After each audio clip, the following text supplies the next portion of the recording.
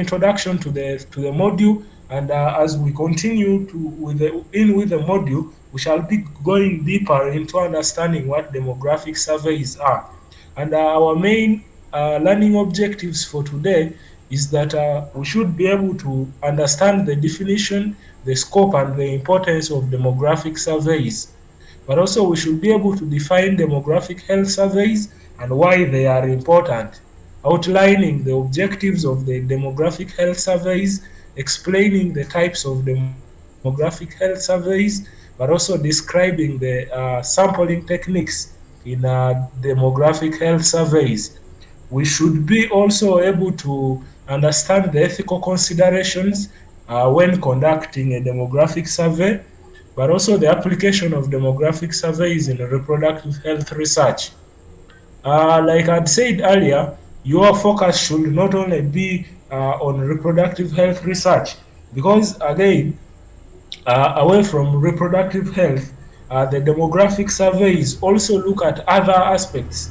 They look at nutrition, they look at maternal child health, they look at in child health, they look at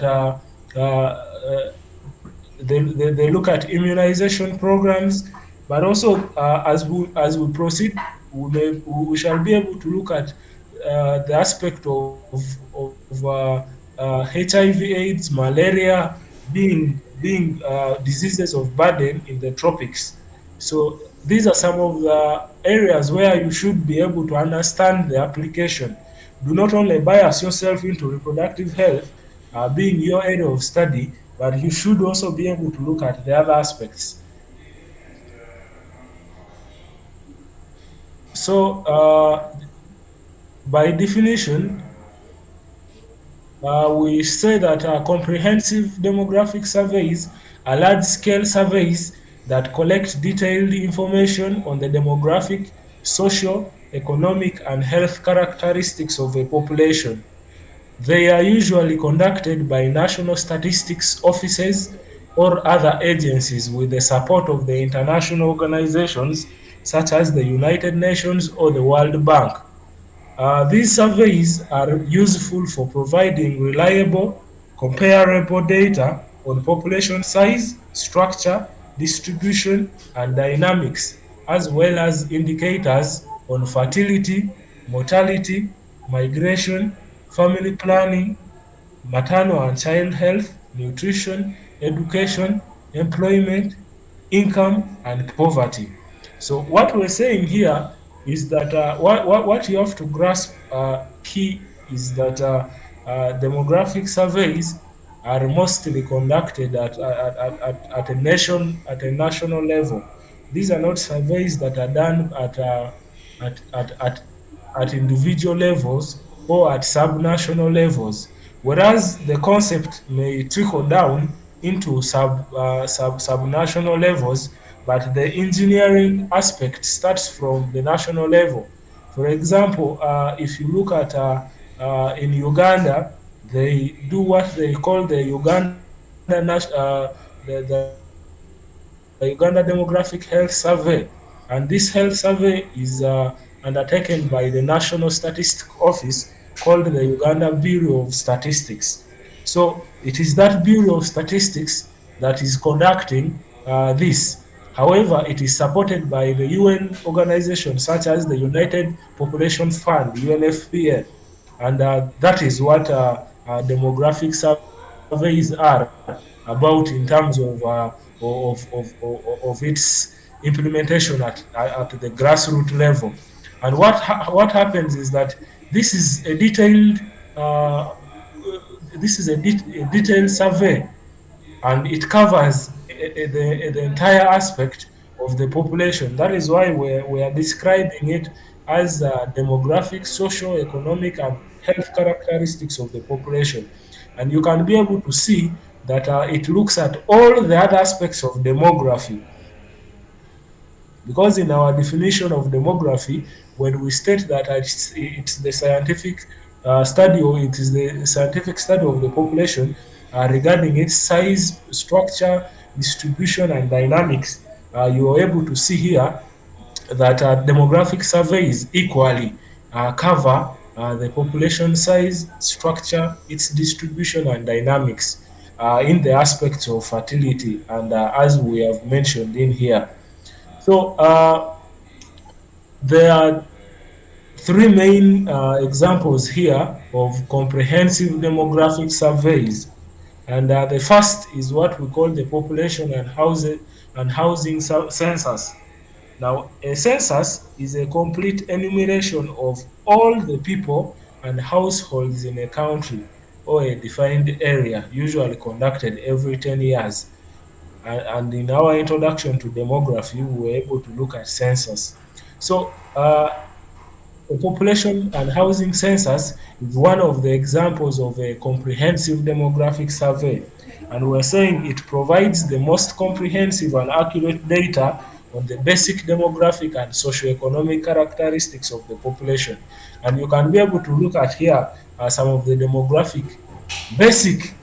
We're looking at basic, and in the population and housing census, it may not be able to go deeper like some of the demographic and health surveys, but the population and housing census will give you a basic demographic and social economic characteristic of the population. And some of it, the aspects that the population census looks at are the aspects of age, sex, marital status, ethnicity, religion, education, occupation, the income, housing conditions, and the household composition. So you can be able to see here that the difference possibly with population and housing censuses is that it mainly looks at demographic and socioeconomic aspects. It may not deeply look at the aspects of health, the same as DHS or the demographic health surveys look at.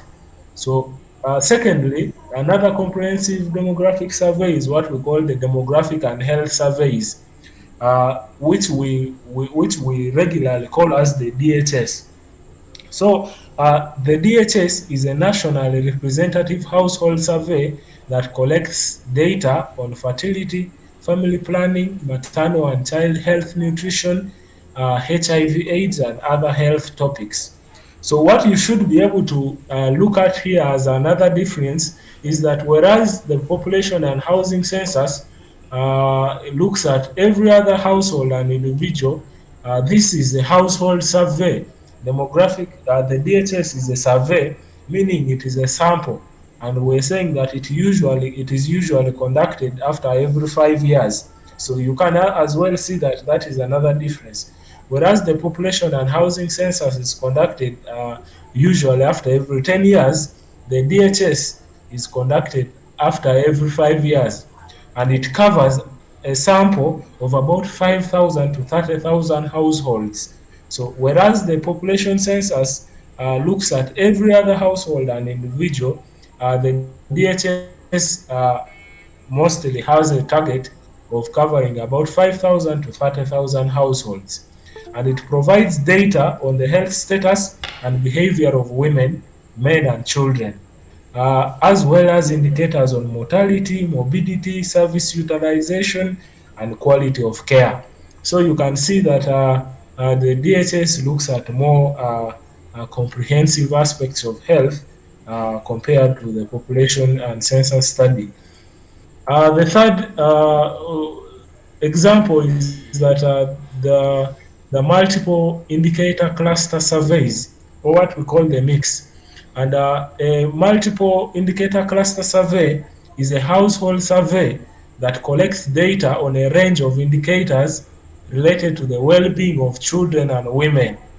So this multiple indicator cluster survey is mostly looking at the standards of living of women and children. And it mainly looks at child survival, how the child develops, the child protection, and the participation of children and women in other aspects.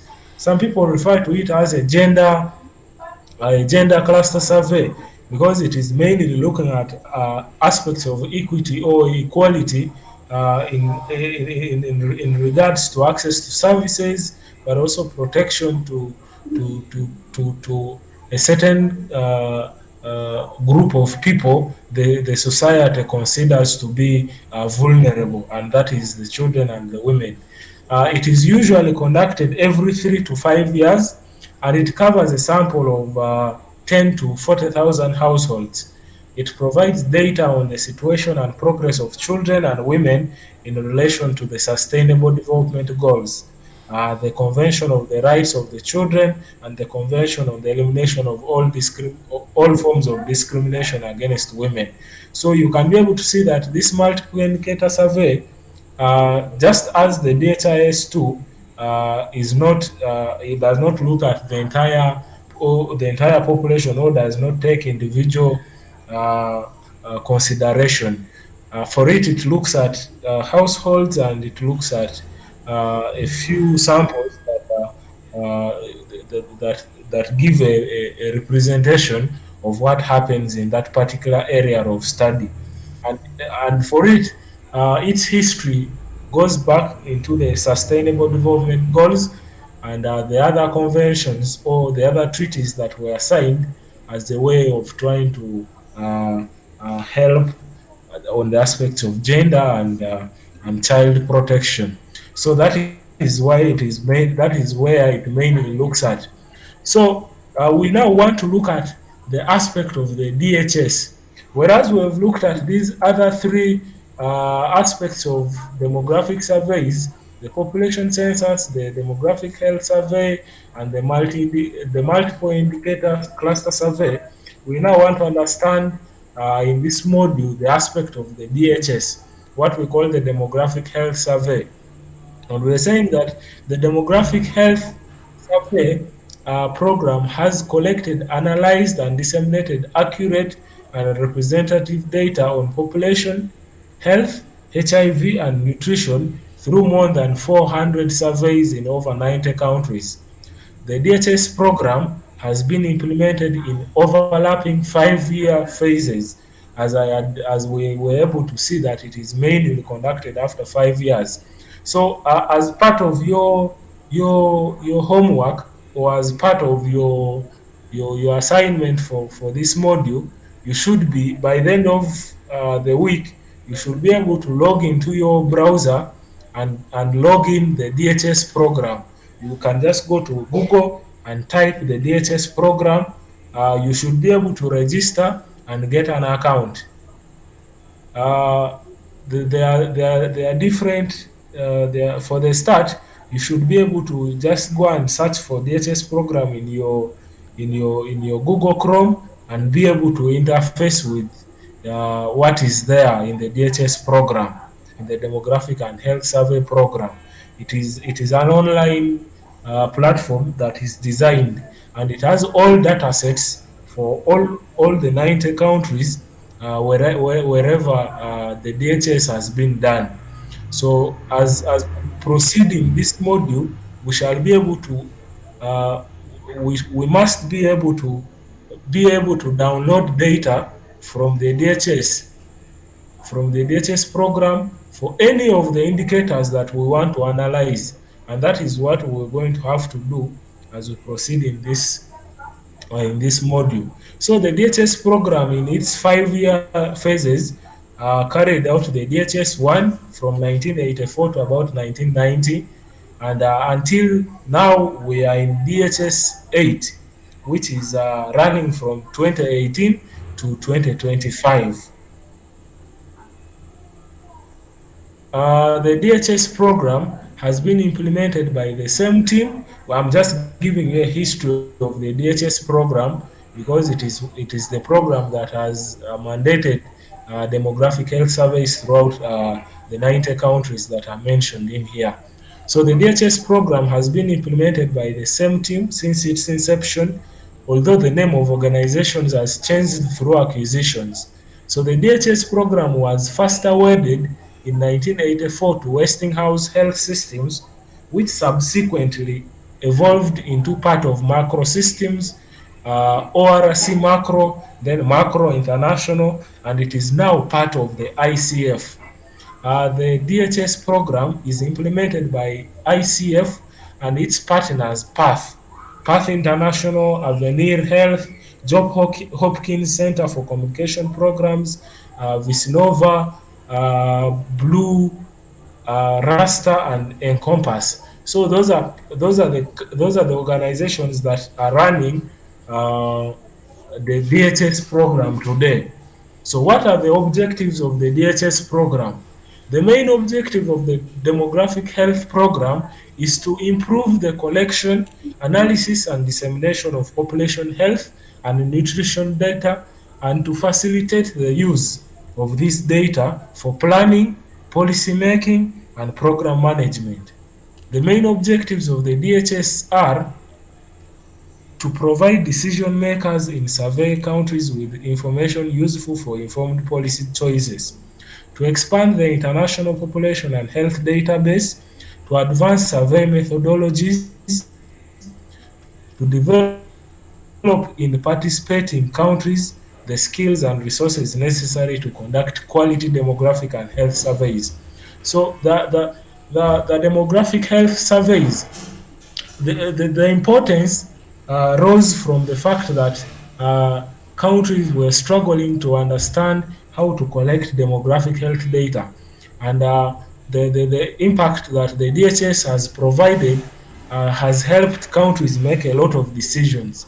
Not only decisions regarding their population, but decisions regarding health policies and also the population policies, which policies to adopt and which policies not to adopt.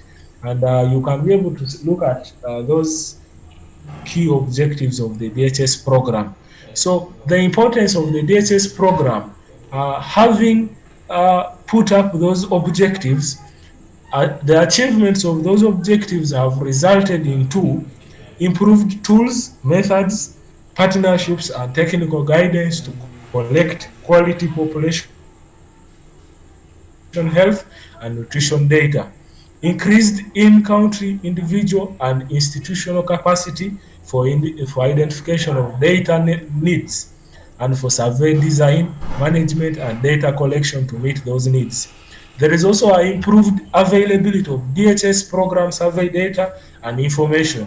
And for students that are undertaking demography and reproductive health, this is basically the tools that this is basically your source of data. When we've been talking about sources of data in demographic data, now if you want to do secondary data analysis, this is one of your sources of data. You will have to get real-time uh, data from DHS, but also if you want accurate and data that is internationally recognized, you can be able to get it from the DHS program. So data is available for whatever indicator that you want to look at that is in the DHS. You will be able to get it as we proceed. By the end of this module, interesting, you will be able to have enough data to analyze, but also even be able to write research papers if you interest yourself in analyzing data that has been collected for you already. So there is advanced availability and synthesis of the DHS program survey data, but also there is improved facilitation of DHS program data use among stakeholders worldwide right now as a result of DHS program. So another importance is that there is now tracking of health and population trends. You're able to inform policy and program development, but also monitor progress towards the global goals. So we are continuing with the objectives of the DHS. I think the DHS program has evolved over years to incorporate several other surveys. And as I earlier said, the DHS program had started with particular indicators that did not include indicators such as the AIDS and malaria programs and so forth. But as it evolved over years, the DHS program was able to create AIDS indicator surveys in 2003 to respond to the need for global monitoring of the HIV/AIDS epidemic. So right now, you're able to access HIV data from DHS, and you can be able to understand the global trends of HIV globally. So the AIDS indicator survey is a household-based survey that focuses on HIV and AIDS knowledge, attitude, behavior, and prevalence. The advantage with the DHS program and the DHS survey is that it looks at both qualitative and quantitative data, and therefore you will be able to understand qualitatively but also quantitatively how the different indicators are able to perform in the different countries of the implementation. However, in 2006 as well, the DHS program began implementing the malaria indicator survey, also a household-based survey designed to collect data focused on internationally accepted malaria indicators. And finally, the DHS program has been able to include what we call the Service Provision Assessment Survey, which is a health facility assessment that provides a comprehensive overview of a country's health service delivery. It meets the need for monitoring health system strengthening in developing countries. So, as demography and reproductive health students, or as population health scientists, you should be able to understand for individuals who are undertaking this particular module and work in a health center system, you should be able to access the DHS and be able to understand some of the questions, because these surveys are able to understand how health service is being provided at the health facility. These are health facility quality assessment surveys where you're able to understand, whereas health workers may be going into the health facility and they are able to say, we are providing services, we are providing antenatal health services, we're doing immunization, we're doing surgeries, we are offering outpatient services. It is only through assessments such as this that you can be able to grade the quality of service that is being offered in those particular health facilities. So, briefly, as I conclude the introduction for this module, we just want to look at the characteristics of the comprehensive demographic surveys. And the characteristics include that from its definition, it is a large scale data collection, and its effort or it focuses on the characteristics of the population that we already spoke of. But another characteristic is looking at the scope, is that it covers a very wide range of demographic and socioeconomic variables. And like we said earlier on, it looks at the age and all those other variables that are demographic, but also it looks at patterns such as the migration patterns, fertility patterns, but also mortality patterns as just part of the characteristics of demographic health surveys. And this is the importance that we have looked at. So another critical area that we want to introduce in this aspect of demographic health survey is what we call the ethical considerations in demographic surveys. And like we have done in research, in every other research, including when we were looking at uh, data collection, the mere fact that you're getting information from someone, there are always ethical considerations in every other aspect of doing a study or of getting information from someone. And we will repeatedly look at them. And these include informed consent, meaning that you must be able to interpret but also ably explain to individuals the kind of survey or the kind of information you want to get from them, or why you need the information, so that the individual can be able to decide or or make informed consent whether to accept or not your study or to participate in your study. Then we look at confidentiality, meaning that you have to protect unauthorized access, meaning that is data protection, cultural sensitivity. You must be able to adapt. Adapt. We looked at these cultural norms in our previous modules, looking at the religious aspects. For example, we are asking that you cannot be asking Muslim issues that are related to alcohol, possibly. But also, you should be able to understand that some cultures do not allow open discussion on certain aspects, especially on reproductive health sensitive issues. So these are some of the issues you should be able to look at even when you're doing a study. And this is what these are some of the ethical considerations that the demographic survey looks at. But also avoiding bias. So the survey design and implementation should minimize potential biases in data collection and analysis. So that is why the sampling is done, and we shall be able to look at how the different demographic health surveys do their sampling and how they do the sampling. We shall be able to look at it as we continue. So finally, for today's introduction, we want to look at how this is applicable in reproductive health. And we just want to look at the national sample surveys. They provide a broad overview of the demographic and health indicators, but also the World Fertility Surveys focus on understanding the fertility pattern and the family planning practices. Then the demographic health surveys gather detailed information on maternal and child health, family planning, and gender issues.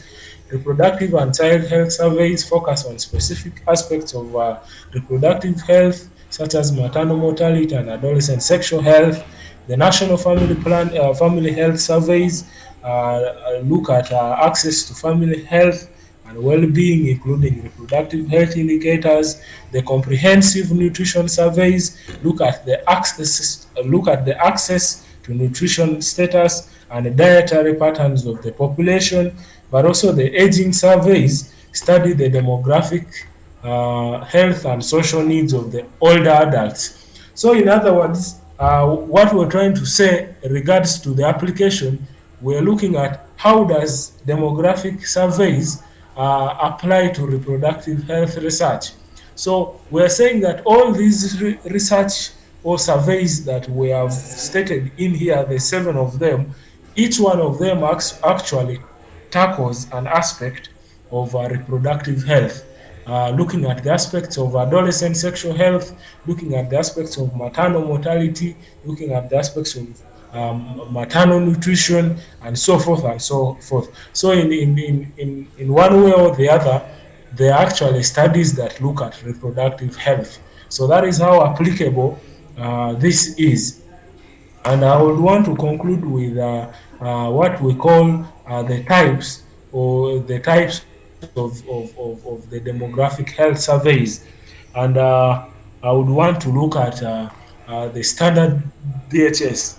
Like the standard DHS looks at the DHS program that I said earlier on, if you were to look at its characteristics, because it looks at a larger sample size of 5,000 to about 30,000 households.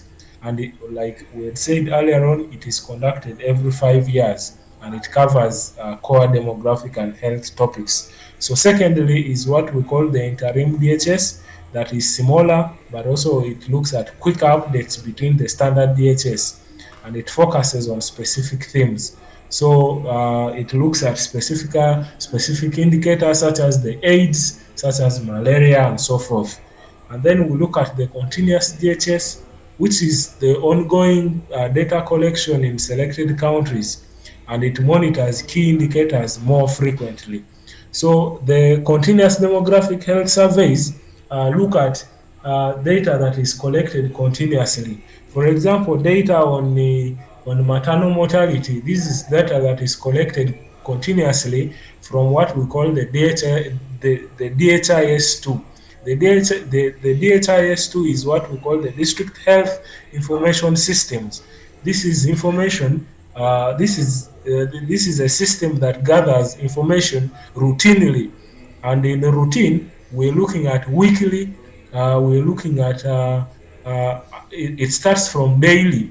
We're looking at daily, weekly, monthly, bi-monthly, we're looking at quarterly, and then we're looking at annually.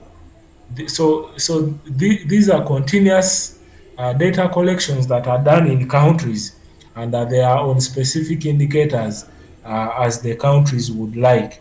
Then we look at lastly what we call the special DHS, and this looks at addressing specific research questions or topics, and these are mainly surveys that are supported by partners. For example, the UNFPA supported survey programs, but also we have survey programs that are supported by UNICEF and the World Food Program that specifically look at nutrition. And for countries that are hosting humanitarian services, that is specifically looking at displaced persons, but also that is looking at refugee populations. These are studies that are often done, and they are partner led.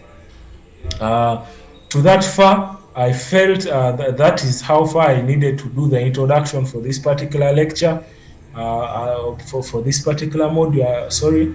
And then so that tomorrow we can be able to look at the DHS survey design, and we shall be able to go deeper into what the DHS is from tomorrow. So briefly, that is how I wanted us to do the introduction. I don't know up to that far if we do have any questions regarding what I have presented. If we do, then kindly you raise up your hand and make your submission. Otherwise, from me, that is the concluding aspect of this lecture. Thank you.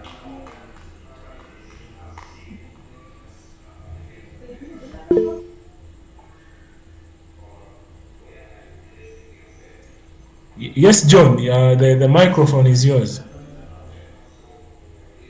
Okay, thank you. I have no question, but I just wanted to comment that I think thank you for the lectures. And I request that if this time can be maintained, because in some parts where we are attending this, sometimes the power, this is the right time where we are having access to power. But when it is earlier than around 6 or 5, then we will not have access to any lecture. But I think this is the right time. 7 is okay. It's good with us here. And I think the lesson has been okay. So I think this will be good to go. Okay, that is noted. That is noted. I think so. The time that is convenient is 6 p.m. Right? What 7 time is can we okay. start? 6 p.m. 7 is 7. okay. Yeah. Okay.